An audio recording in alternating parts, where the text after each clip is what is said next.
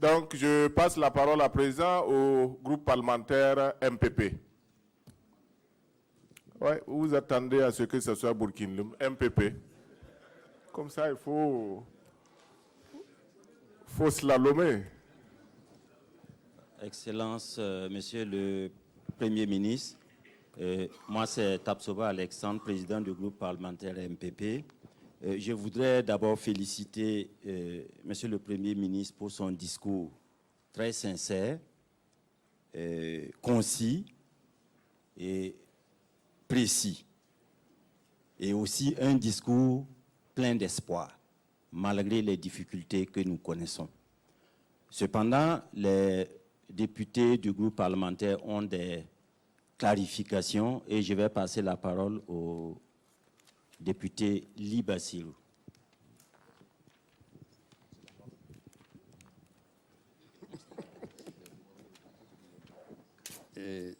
Moi, c'est le député Libassirou du MPP.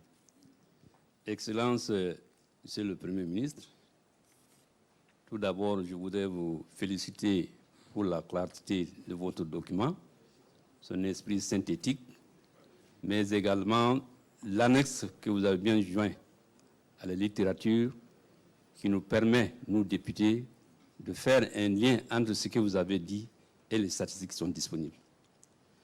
Je voudrais également vous féliciter, excellent Monsieur le Premier ministre, pour les bonnes performances économiques malgré le contexte national très difficile. Et vous l'avez souligné dans votre discours, attaques terroristes, mouvements sociaux. Malgré cette situation, Excellence Monsieur le Premier ministre, nous avons quand même enregistré un taux de croissance de l'ordre de 6,6%. Un taux d'investissement de l'ordre de 10% du PIB. Un endettement maîtrisé.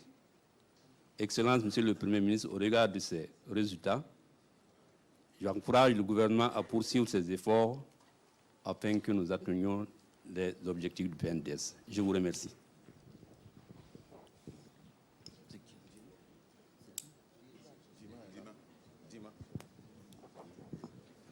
C'est député Dima Roger du MPP, je suis du Kouletianga aussi.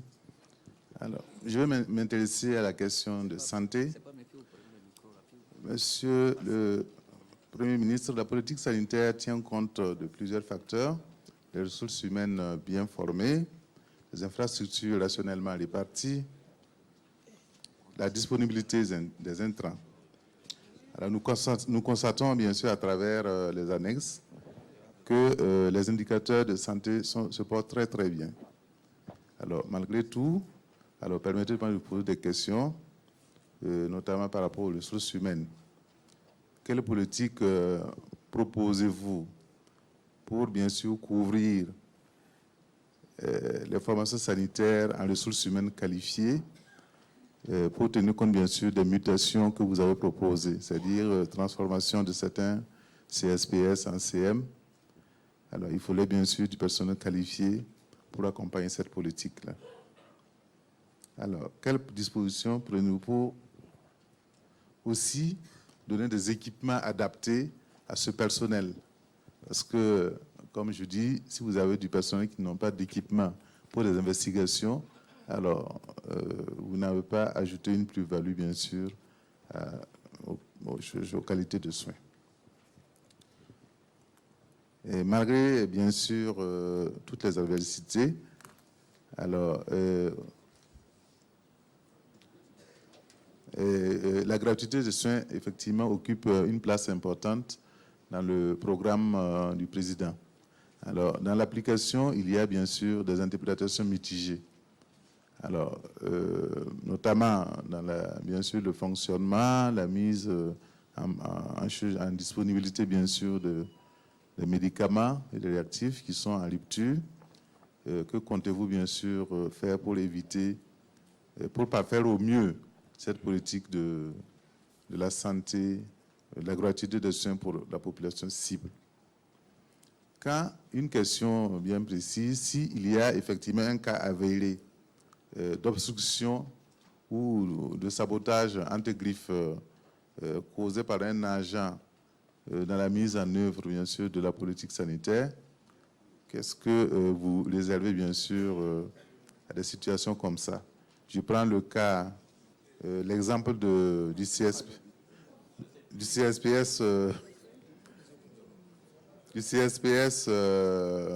dans le Sénou, alors où un dépôt mère a été fermé au profit, bien sûr. Évitez de le gestionnaire. perturber. MPP, Burkinlum, ça fait en tout 40 minutes. Pouvez-vous partager? Bien sûr, au profit du gestionnaire qui a fermé pour ouvrir, bien sûr, son dépôt et surtout dans l'aire sanitaire. Je vous remercie. Bien, merci, Excellence. Je suis Madame Ouedraogo, députée MPP du San Matenga. Moi, j'ai des préoccupations au regard de la sécurité au niveau des zones où les populations sont attaquées. On constate généralement la réponse négative des autorités administratives et ou militaires dans ces zones-là. C'est une situation que nous avons vécue lors des événements de Yirgou, récemment à Dablo, et souvent aussi dans les informations qui nous reviennent, ça se passe un peu partout comme ça. Il y a aussi le faible encadrement sécuritaire des populations attaquées et ou menacées, parce que malgré la présence des forces de défense et de sécurité dans ces zones-là, les terroristes tirent sur leurs cibles et même en présence de ces forces qui ne réagissent pas. Alors, pourquoi ce type de comportement? On se pose des questions. Est-ce que les moyens mis à la disposition de ces forces pour combattre sont performants?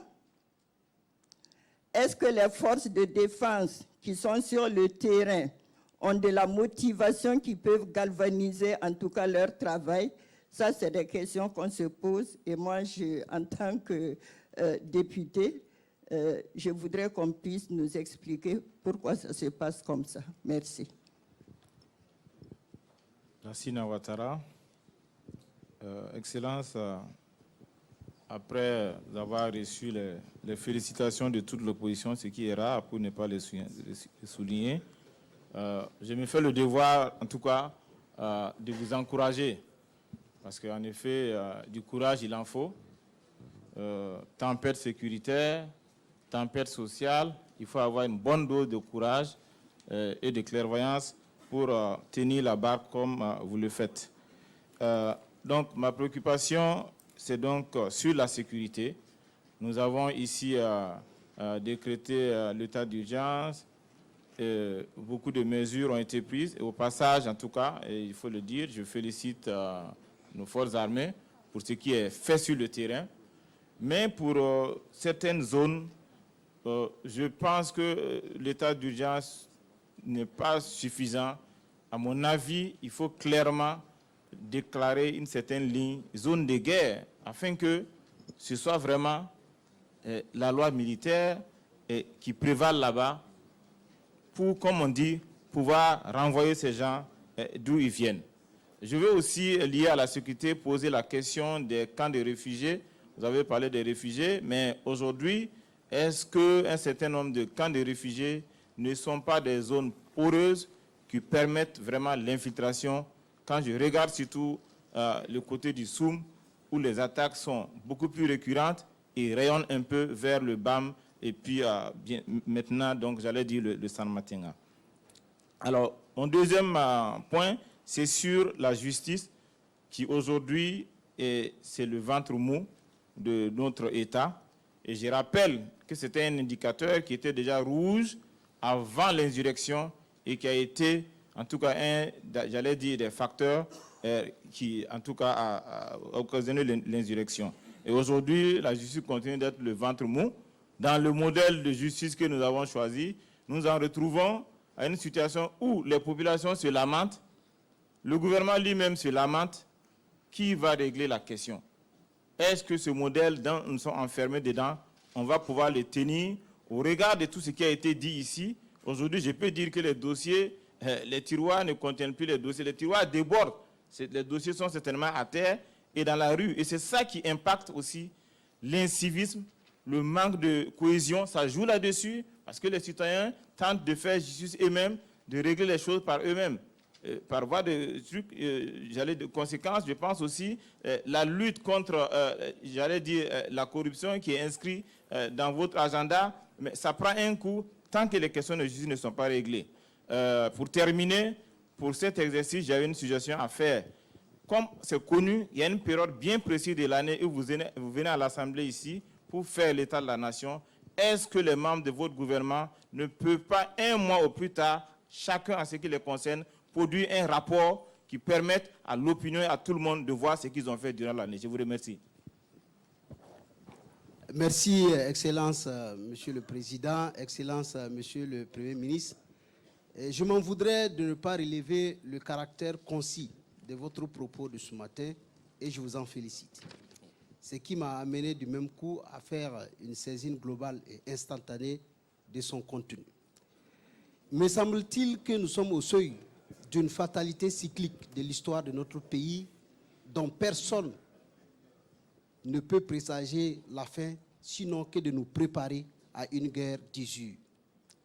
Excellence, Monsieur le Premier ministre, je remarque que votre gouvernement fait l'apprentissage douloureux de diriger en temps de guerre, ce qui appelle une indulgence réaliste. Car les paradigmes de la gouvernance changent fondamentalement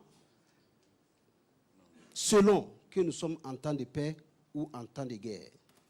Malheureusement, certains acteurs politiques refusent d'intégrer cette donne dans leur grille d'analyse.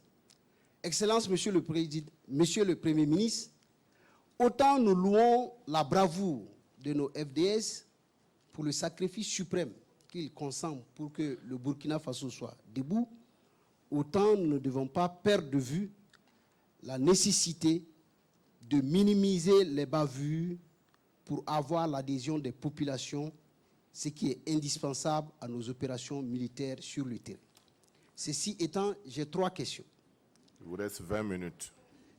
Je voudrais, 3 ans après, est-ce que le gouvernement peut nous dire qui est derrière ce projet funeste de mettre à genoux notre pays? En d'autres termes, qui nous attaque et pourquoi? Devons-nous voir derrière ces attaques un projet de déstabilisation politique de notre pays?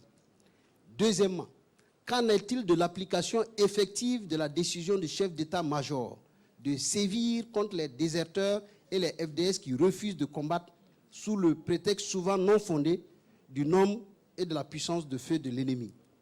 Enfin, dans votre discours, vous avez relevé que le dossier sur l'assassinat du chef au niveau de l'affaire de Yurgou, le dossier préliminaire a été bouclé. Je me demande, au vu de la complexité du dossier de terrorisme, comment avons-nous pu faire boucler ce dossier au moment où le dossier sur le drame de Yurgou est en instruction? Je voudrais finir en invitant le peuple burkinabé à éviter toute stigmatisation pour donner une chance de réussite au combat que nous sommes en train de mener contre les terroristes. Et enfin, je vois en toute crise une opportunité pour construire une nouvelle nation burkinabé. Je vous remercie.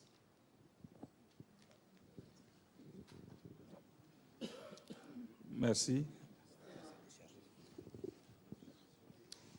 Excellence, Monsieur le Premier ministre, tenez bon. Nous sommes avec vous, le peuple est avec vous.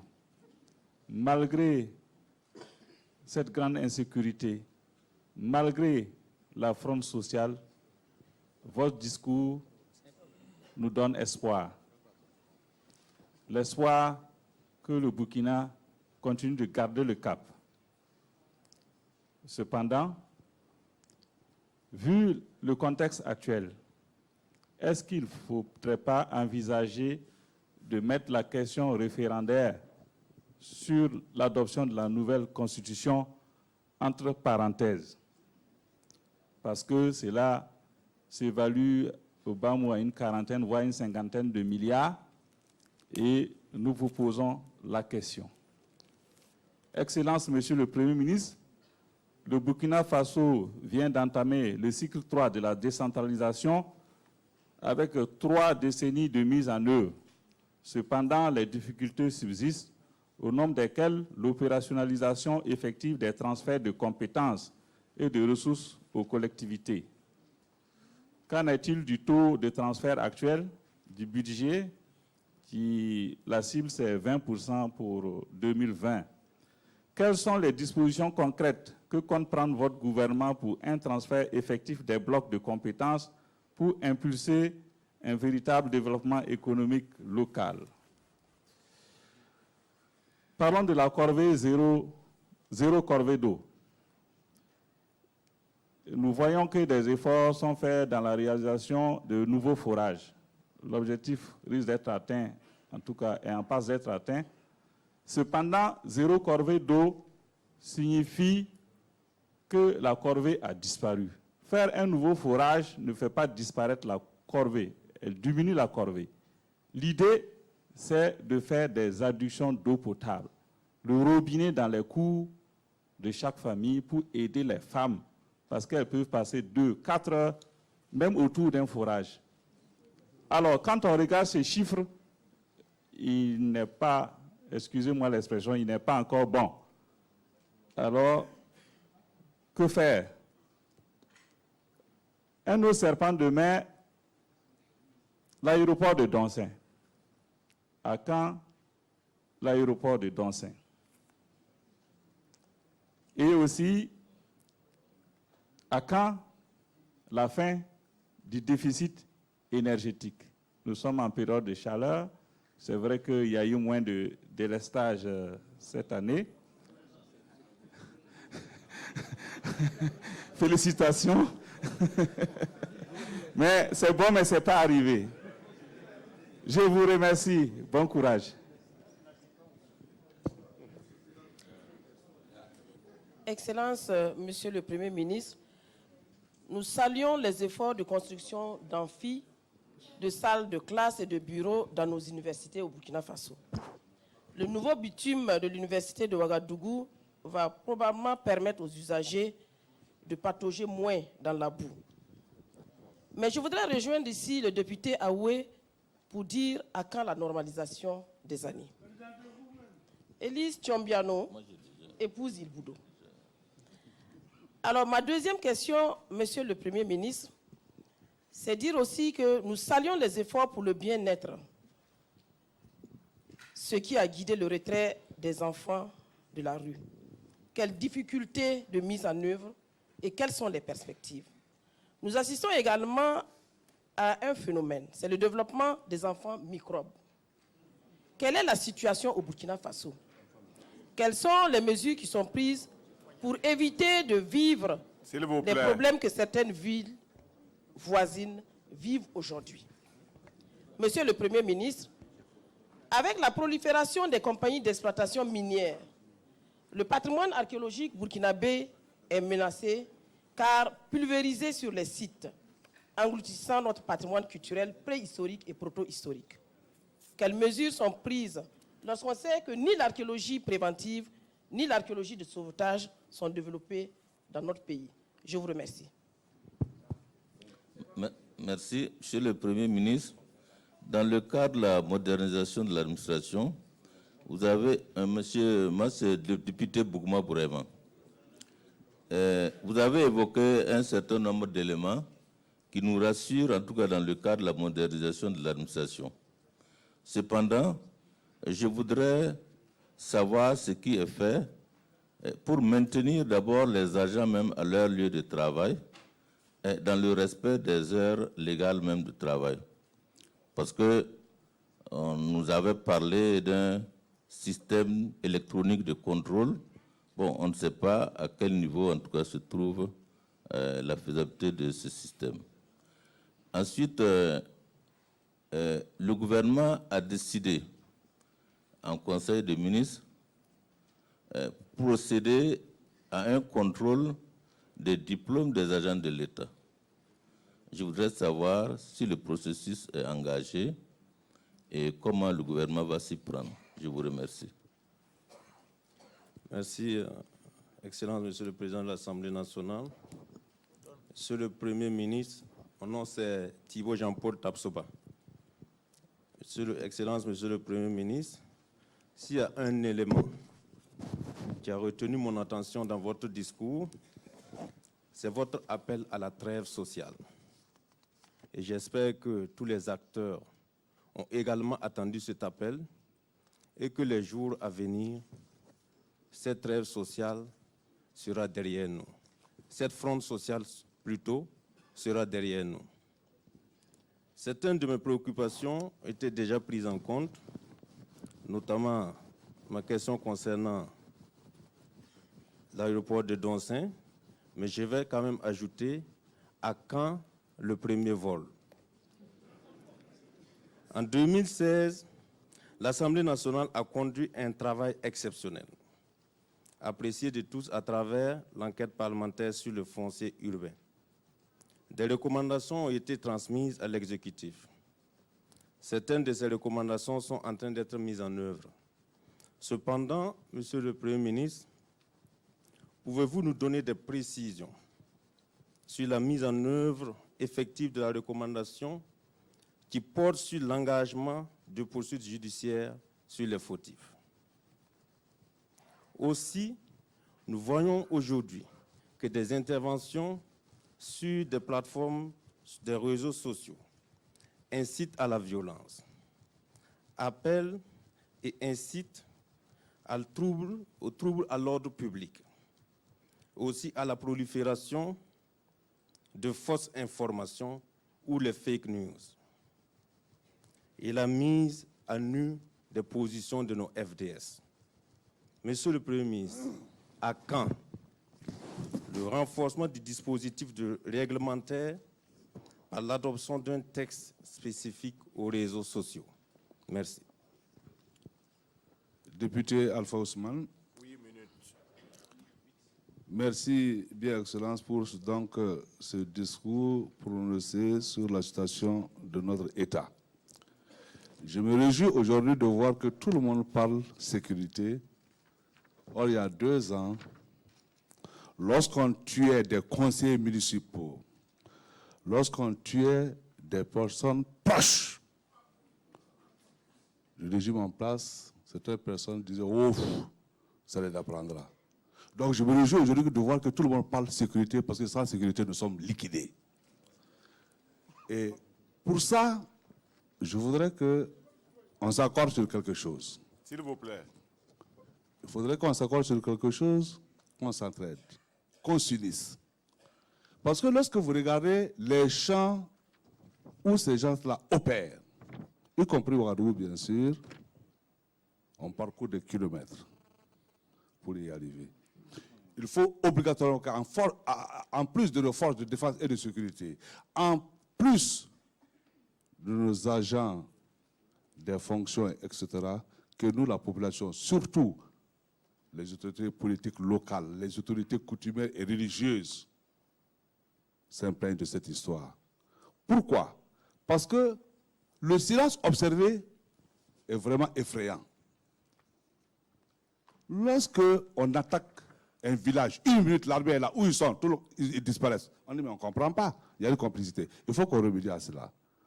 Nous savons également que nous avons des forces internationales ici, qui sont bien outillées. Là également, on observe un silence. Et ce n'est pas bien. Il faut qu'on revoie tout ça. Donc, sur la question sécuritaire, je dirais que vraiment, je me réjouis de ce que les gens sont en train de ressentir. Pourquoi on fasse un bloc pour convaincre, pour combattre ces touristes qui sont en train de plomber notre économie. Et je vais pour dire merci encore au gouvernement pour tout simplement avoir fait de nous des champions en liberté d'expression, des champions pour le renforcement de notre démocratie, des champions de la promotion de nos droits humains, tant sur le plan individuel que collectif. Excellence, notre gouvernance est bonne. Nos institutions fonctionnent. Il est vrai, les gens ont parlé de la justice. Pour arriver à se plier d'état de droit, il faut que la justice bouge. Il faut que la justice bouge. La justice est en train actuellement de nous retarder un peu pour qu'on ne puisse pas le classer parmi les États forts de droit.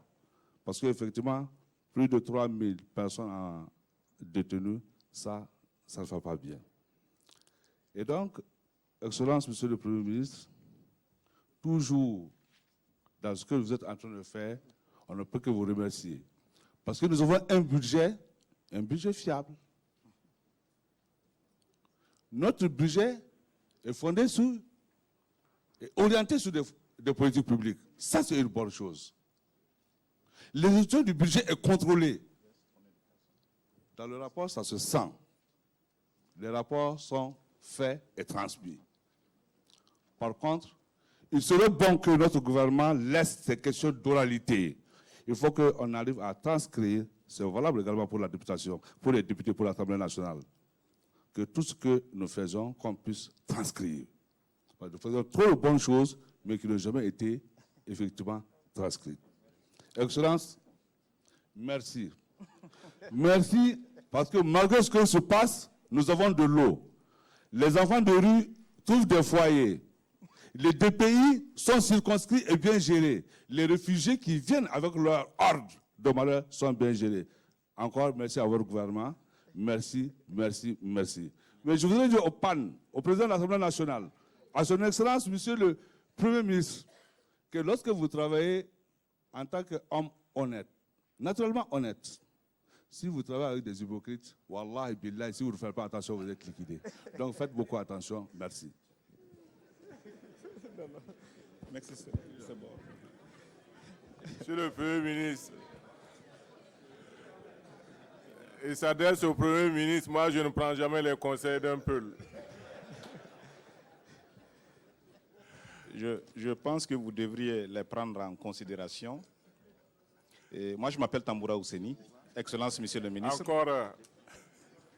Et je voudrais donc, pour les raisons déjà évoquées par mes prédécesseurs, y compris ceux de l'opposition, vous féliciter et vous encourager pour le travail difficile que vous abattez. Parce qu'en vérité, nous connaissons tous le contexte. Nous souhaitons que vous continuiez et vous multipliez vos efforts sur les défis que vous avez identifiés. Et je pense que le défi qui vient à l'esprit de tout le monde, c'est le défi sécuritaire, mais c'est aussi le défi du front social, et sans oublier le défi de la réconciliation nationale. À cette étape, Excellence, on aurait pu ne pas vous poser des questions parce que la situation est si difficile, mais permettez-moi d'avoir aussi une posture politique pour en tirer quelques questions. Nous sommes à quelques mois donc de 2020. C'est une année en principe de rendez-vous où nous devons rendre compte d'un certain nombre d'engagements que nous avons pris. À partir de cette posture, je m'en vais donc en tant que membre de la majorité, et je pense que c'est important pour la majorité d'être éclairée sur un certain nombre d'engagements pris, parce que nous devons ces informations et ces engagements, nous les devons au peuple. Alors, votre prédécesseur, en février 2016, dans cet hémicycle ou amphithéâtre, comme disait le président de l'Assemblée nationale, avait annoncé la construction d'un certain nombre d'amphithéâtres et la distribution d'ordinateurs aux étudiants. Où nous en sommes? Combien d'amphithéâtres ont été construits? Est-ce que ces ordinateurs ont été distribués? Parce que lors d'un panel à l'université, j'ai été particulièrement donc coincé par les étudiants sur cette question. Deuxièmement, vous-même, Excellence, vous êtes, à l'occasion de votre discours d'investiture, vous aviez promis d'avancer sur le sujet du train de vie de l'État. Qu'est-ce que vous avez mis dedans? Quel est le paquet que vous avez? Si vous n'avez pas fini votre travail, moi je vous invite à opérationnaliser l'article 55 de la Constitution. Je pourrais le commenter, mais c'est une façon pour moi d'inviter les collègues à aller lire cet article. Je pense qu'il faut prendre le projet de loi qui demande la mise en application de cet article. Ça nous apporterait beaucoup au niveau donc, de la gestion des hautes fonctions de l'État. Deuxièmement, dans ce discours aussi, vous nous aviez promis vous avez laissé entrevoir qu'on pouvait espérer que les milliers d'écoles fermées, ces enfants qui sont hors école pour faire du terrorisme, que nous pouvions espérer en tout cas une reprise progressive. Qu'en est-il exactement? Je sais que vous avez une stratégie, mais nous sommes inquiets puisque nous sommes à l'approche des examens, donc une très bonne partie des élèves ne vont pas participer et nous sommes inquiets également pour la rentrée. L'avant-dernière question, Chine-Burkina. Qu'est-ce que nous avons gagné et particulièrement avec la Chine de Pékin, ou quelles sont les perspectives. Ça nous permet aussi de comprendre que le divorce était nécessaire et que le remariage était utile. Dernière question, ou avant-dernière question, puisqu'on vient de me glisser une question sous la main. Il nous revient que les institutions donc, qui sont dans les défis de la réconciliation nationale et les droits de l'homme, en l'occurrence le Hcrun et la CNDH, sont très pauvres. Si vous annoncez que c'est des défis de notre nation, qu'est-ce que vous comptez leur apporter comme ressources pour tourner à fond? Il semble également que vous et votre prédécesseur aviez promis de donner 5 milliards aux femmes par an. Je pense qu'il y avait les jeunes aussi. Hein. Bon, est-ce qu'on a donné ces 5 milliards ou bien ce sont les programmes que vous avez indiqués comme ayant été exécutés? Merci, Excellence. 2 minutes. Merci bien, Monsieur le Président. Je voudrais Vous doutez de mon chrono? Je voudrais féliciter. Allez-y, honorable député. Député Bendi Woba. Je voudrais féliciter le Premier ministre pour la situation de la nation qui nous a été peine et qui montre que vraiment le développement de notre pays est en cours et qu'il s'installe. Cependant, je voudrais vous interpeller sur 2 points. Le premier point, c'est par rapport à l'évolution de la masse salariale dans notre pays. Je voudrais savoir quand est-ce que le gouvernement va arrêter cette évolution. Nous étions en 2016 à 556 milliards de masse salariale. Aujourd'hui, nous sommes à 835 milliards de masse salariale, soit presque le double. Quand est-ce que le gouvernement va arrêter cette évolution? Est-ce qu'il peut continuer de servir cette masse salariale? Le deuxième aspect, c'est que quand les paysans, les femmes qui sont au bord de la route, qui vendent les galettes, les petits commerçants de Zogna qui vendent un jour par jour, peut-être 1 ou 2 portables, qui n'ont pas l'assistance suffisante de l'État, ils ont l'impression que le gouvernement et ses employés se partagent le budget de ce pays-là. Et qu'eux, ils ne sont pas pris en compte. Personne ne s'occupe d'eux. Ils ont l'impression que l'État ne voit que les employés de l'État et ne voit pas les autres populations.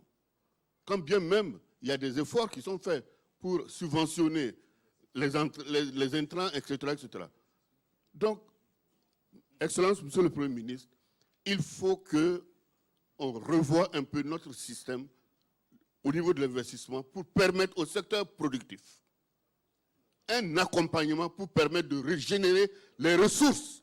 Parce que ce sont ces ressources-là qui font qu'on paye les fonctionnaires. Le deuxième aspect, c'est par rapport à l'autorité de l'État. Nous avons fait une insurrection dans ce pays qui a fait que le Burkinabé a été admiré pour sa maturité politique. Aujourd'hui, c'est déplorable de voir comment les Burkinabés se conduisent. Ça fait honte. Ça fait honte.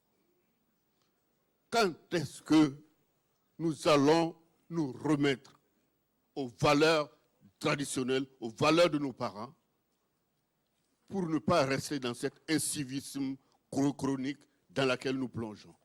Merci bien, Monsieur le Premier ministre. Merci beaucoup. Il y a quelques secondes, s'il y a quelqu'un qui veut bien. Excellence, Monsieur le Président.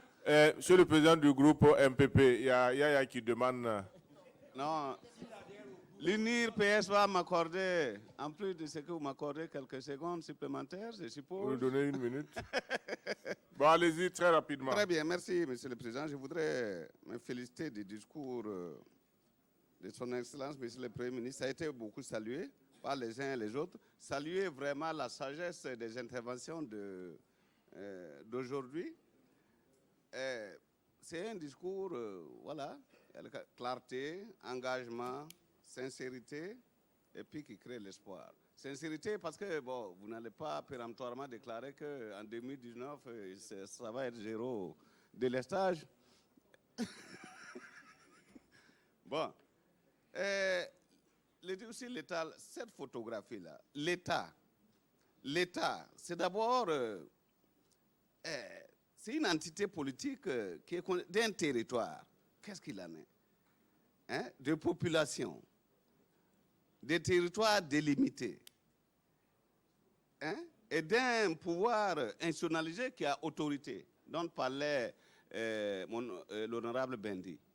Bon, lorsqu'on regarde tout ça là, qu'est-ce qu'il en est? Les regards qu'on a sur notre territoire, sur les populations, qui manquent de citoyenneté, qui manquent de vertus, qui manquent de burkinum. Hein, je ne parle pas l'État-nation, les vertus, les burkinum, l'État-nation sans parler de nation. Qu'est-ce qu'il en est? C'est ça que nous devons avoir comme photographie pour mesurer les efforts qu'on a à faire pour construire un véritable État, un véritable État-nation et pour aller vers la nation. C'est ça. Mais aujourd'hui, lorsqu'on jette un regard critique sur ça, mais partout, vraiment, c'est quand même quelque peu difficile.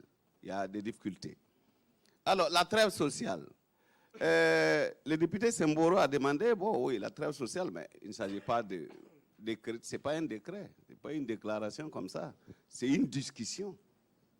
La trêve sociale, c'est une discussion avec les partenaires sociaux, avec les autres entités, pour voir par rapport à notre situation aujourd'hui, est-ce que on peut mettre de l'eau dans notre verre de part et d'autre pour aboutir à une trêve. Parce que sinon, de toute façon, on pourra le déclarer 2 fois, 5 fois, 10 fois, ça ne va pas amener la trêve. C'est une volonté politique qui est affichée, mais c'est accompagné d'un mode opératoire pour discuter avec les uns et les autres. Je vais rapidement. Moi, je voudrais que également, dans les discours sur l'état de la nation, dans la croissance économique de 6,6%, qu'on fasse les rapports entre la croissance économique, la justice sociale et l'équité. Vous savez, il y a beaucoup de partis qui se réclament de la social-démocratie. Moi, je suis un des partis. Mais c'est le fronton, hein, ça, c'est juste pour voilà, l'affichage. C'est juste pour l'affichage. Mais moi, quand on parle de social-démocratie, il faudrait que ces rapports-là soient faits. Et que dans les discours sur l'état de la nation, il ressorte quelque chose sur la croissance économique, la justice sociale et l'équité. Notre président avait dit, il y a 2 ans, 3 ans, que bon, si on revient encore avec des chiffres, la salle peut être petite. Donc, si on ne fait pas ces rapports-là, bon, les pays, ils ne comprennent pas. 6,6%, 10%, 12%, le président va m'arrêter. Bon, donc, je vais terminer. Beaucoup. Merci pour les 55 pages d'informations que vous nous avez données en annexe. C'est une très bonne chose, c'est une innovation. Merci beaucoup. Merci beaucoup, honorable Bebrigida Mathieu. Exceptionnellement, je vais donner la parole 1 minute au député Yaya Zungrana. Vous voyez que c'est l'équilibre. Hein? Merci, Président. 1 minute. Merci, Président. Vraiment, je note ça avec beaucoup de satisfaction. Excellence, Monsieur le Premier ministre, pouvez-vous nous éclairer sur ce qui semble être... Pouvez-vous nous éclairer sur ce qui semble être le contentieux du charbon entre AM Gold et Sakan, le ministère des Mines et le ministère des Finances, affaire dans laquelle l'État aurait pu subir les conséquences d'une fraude portant sur 335 milliards de francs CFA. Au niveau de la sécurité routière, une réglementation a été adoptée par la municipalité de Ouagadougou.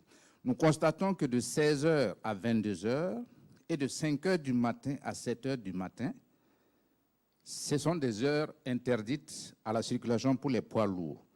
Question, qui va contrôler cette circulation à ces tranches d'heures indiquées? Les pistes rurales, nous sommes toujours dans un éternel recommencement après chaque saison de pluie. Le ministre des Infrastructures était là récemment et nous avons compris que l'axe Koudougou-Yako, le marché a été résilié, mais nous ne savons pas quand est-ce que ça sera refait. Mais d'une manière globale, il nous faut trouver une solution durable en matière de pistes rurales Je vous remercie vraiment, Monsieur le Président, même si je n'ai pas fini. Merci beaucoup. Vous savez, même si on vous donne 1 heure, hein, vous n'allez pas terminer. Donc, le dernier groupe, le groupe Burkinlum, donc vous avez 10 minutes, s'il vous plaît.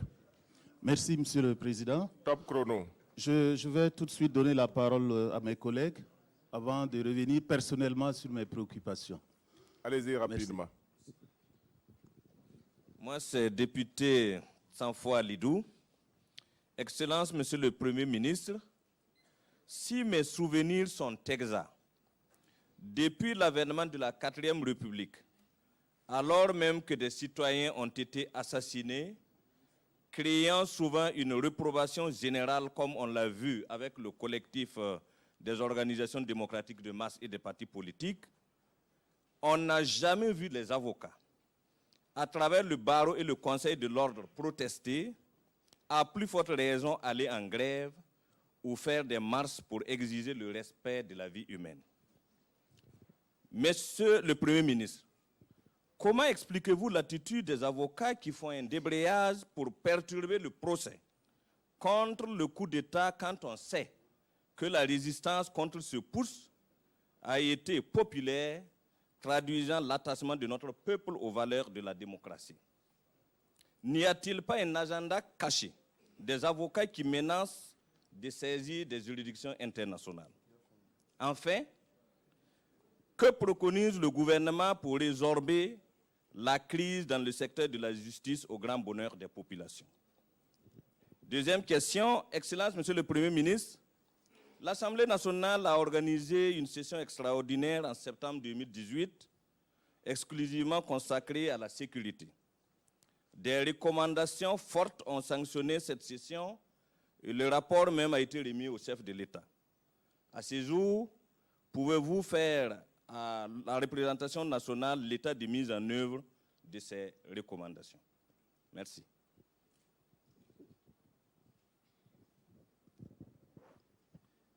Excellence, Monsieur le Premier ministre, merci pour la clarté de votre discours.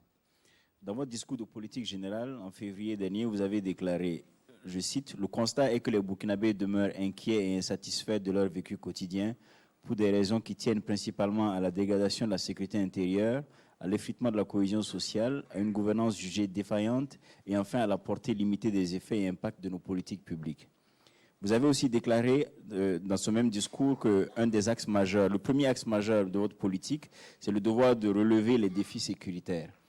Depuis le mois de février, la situation s'est empirée. Nous avons l'impression parfois que c'est mieux de rester couché que de se réveiller parce qu'à chaque réveil, c'est des informations douloureuses. Hier soir encore, le maire de Gorgadji a été enlevé. Avant ça, le maire de Marcoy, des églises ont été brûlées, des prêtres tués. Cette situation-là est inquiétante. J'ai essayé de trouver un peu de réconfort dans vos propos, mais j'aimerais que vous nous rassuriez davantage. Je voudrais savoir aussi comment se portent nos forces de défense et de sécurité. La mairie de Gorgadji a été attaquée lundi matin à 9 h. C'est mardi à 16 h qu'une unité de la gendarmerie est arrivée, pendant que Gorgadji est à 40 minutes de Dori où il y a un camp militaire. Pendant qu'il y a une unité de l'armée aussi à Arbinda à 40 km un peu plus au nord. Comment expliquer que c'est le lendemain à 16 h que des unités de la gendarmerie arrivent à Gorgadji? Et pendant que la mairie était attaquée, c'est à ce moment que les policiers ont quitté le département. C'est après l'incendie, après l'attaque de la mairie que les assaillants sont déportés à la police pour trouver que tout le monde était déjà parti. Donc je voudrais savoir comment se portent nos forces de défense et de sécurité. Deuxièmement, sur la question de Yirgou, je cite un article de la presse qui relate des propos du procureur du tribunal de grande instance de Kaya qui dit « Parce que selon le procureur, il ne se passe pas une semaine sans qu'on enregistre une attaque dans la zone de la part d'hommes armés qui occupaient la forêt de Djigba, localité située entre Piscila et Barsalgo. Alors que les Kogluego sont des porteurs d'armes, et foi du procureur de Kaya, si on ne fait pas attention, en les arrêtant, on risque de créer plus de problèmes qu'on en résout. » Que pensez-vous des propos du procureur? Sommes-nous en train de sacrifier le droit et la soif de justice des victimes des attaques de Yirgou à l'autel d'une furtive et illusoire sécurité? L'illusion de la sécurité, c'est vous-même que vous l'avez cité dans votre discours. Qu'est-ce qu'on peut regarder devant les caméras et dire aux victimes de Yirgou que non, on n'est pas en train de sacrifier leur soif de justice et de paix? Aussi, la question des écoles. Je félicite le gouvernement pour les efforts qui ont été consentis l'année dernière pour permettre aux élèves qui sont dans des zones où les écoles étaient fermées du fait de l'insécurité, qui ont permis, grâce aux efforts du gouvernement et de ses partenaires, a permis à beaucoup de ces élèves de composer et d'avoir quand même, à la fin de l'année, ceux qui étaient en classe d'examen ont pu composer. Cette année, comment ça va se faire? Nous sommes encore à un nombre plus élevé d'écoles qui sont fermées. Je n'ai même pas les chiffres exacts avec moi, mais ces chiffres-là sont ahurissants. Qu'est-ce qu'on va faire cette année encore? Qu'est-ce qu'on va dire à ces élèves, à ces parents d'élèves qui sont dans des écoles dans des zones où les écoles sont fermées? Merci, Monsieur le Premier ministre.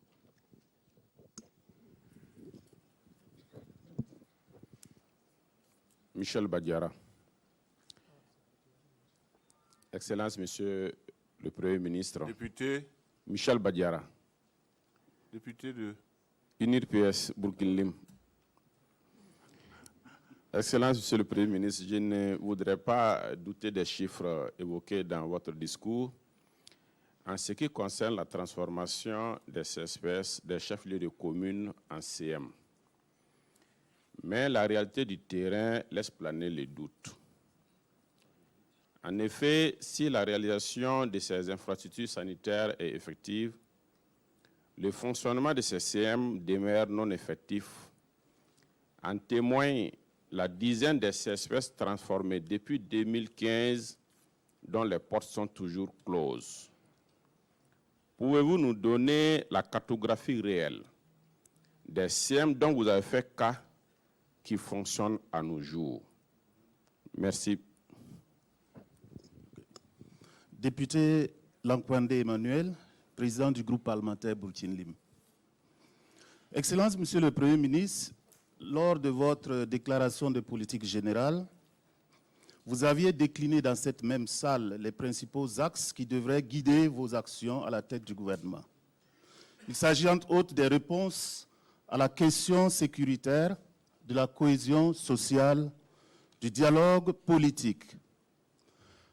Excellence, Monsieur le Premier ministre, en si peu de temps, 3 mois après, on peut affirmer ici, sans risque de se tromper, que vous êtes passé d'une simple déclaration à l'action. En d'autres termes, des paroles, vous êtes passé aux actes. Sur les différents chantiers annoncés, vous avez fait vos premiers pas, des pas que je juge encourageants, des pas qui sont empreints d'espoir. En témoignent par exemple les vastes opérations militaires menées à l'est, au Sahel, au nord du pays et celles en cours qui sans doute vont permettre de stabiliser ces zones qui sont donc en proie au terrorisme. Excellence, Monsieur le Premier ministre, également dans le cadre du dialogue politique, je note avec satisfaction les différentes rencontres que vous aviez initiées avec la majorité à travers la PMP, la CODER et l'opposition politique à travers le CEFOP. Il faut le relever ici, pour la première fois dans l'histoire de notre pays, un Premier ministre s'est rendu au siège du CEFOP. Cet acte à lui seul témoigne de votre volonté de mettre le dialogue au centre de vos actions, donc à la tête du gouvernement. J'ai quelques préoccupations. Vous l'aviez dit tout de suite, vous avez réaffirmé la poursuite du processus de rationalisation du système de rémunération des agents publics de l'État. Alors que ces derniers temps, les préavis de grève ne font que s'enchaîner et avec pratiquement les mêmes revendications de statut particulier. Excellence, Monsieur le Premier ministre, comment concilier rémunération, remise à plat donc des salaires des agents de la fonction publique et statut particulier actuellement en cours? Je voudrais, pour terminer, attirer votre attention et surtout insister sur 3 points qui me semblent essentiels.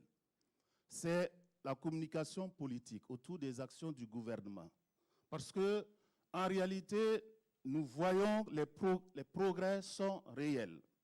Les acquis du PNDS sont nombreux. Malheureusement, lorsque l'on côtoie les citoyens, c'est comme si rien n'est fait. Il n'y a pas de lisibilité. Excellence, Monsieur le Premier ministre, y a-t-il pas lieu de revoir effectivement la communication politique? Il y a également l'affirmation de l'autorité de l'État et également la rigueur dans l'application de nos lois et règlements. Ce sont, à mon sens, des exigences capitales, des défis du moment, et il faut absolument faire quelque chose. Merci et encore bon vent. Je donne la parole quand même à... Il reste encore quelques secondes à mon voisin. Merci, Président. Excellence, Monsieur le Premier ministre, c'est Désiré Traoré, maire de Solenzo, député de Banwa. Le Conseil des ministres du mercredi 7 mars 2018, pour le compte du ministère en charge de la décentralisation, a délibéré sur un décret portant adoption des référentiels de la décentralisation au Burkina Faso.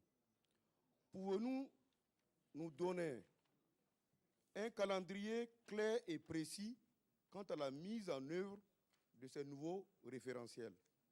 Si le reste, on continue.